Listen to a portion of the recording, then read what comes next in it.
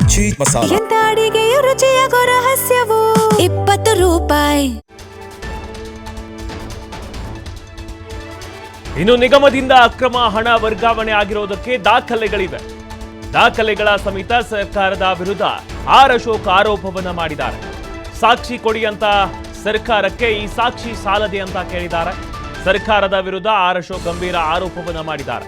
ಸಾಮಾನ್ಯ ಜನರಿಗೆ ಸಾಲ ಸಿಗಲು ವಾರಗಟ್ಟಲೆ ಕಾಯಬೇಕು, ಆದರೆ ಇವರಿಗೆ ಒಂದೇ ದಿನದಲ್ಲಿ ಸಾಲ ಹೇಗೆ ಸಿಗುತ್ತೆ ಅಂತ ಪ್ರಶ್ನೆಯನ್ನ ಮಾಡಿದ್ದಾರೆ. ನಿಗಮದಿಂದ ಅಕ್ರಮ ಹಣ ವರ್ಗಾವಣೆ ಆಗಿರೋದಕ್ಕೆ ನನ್ನ ಹತ್ರ ದಾಖಲೆಗಳಿವೆ. ದಾಖಲೆಗಳ ಸಮೇತ ಸರ್ಕಾರದ ವಿರುದ್ಧ ಆರ್ ಅಶೋಕ್ ಆರೋಪವನ್ನ ಮಾಡಿದ್ದಾರೆ. ಸಾಕ್ಷಿ ಕೊಡಿ ಅಂತ ಸರ್ಕಾರ ಕೇಳಿತ್ತು, ಈ ಸಾಕ್ಷಿ ಸಾಲಲ್ವಾ ಅವರಿಗೆ ಅಂತ ಆರ್ ಅಶೋಕ್ ಗರಂ ಆಗಿದ್ದಾರೆ. ಸರ್ಕಾರದ ವಿರುದ್ಧ ಆರ್ ಅಶೋಕ್ ಗಂಭೀರ ಆರೋಪವನ್ನ ಮಾಡಿದ್ದಾರೆ.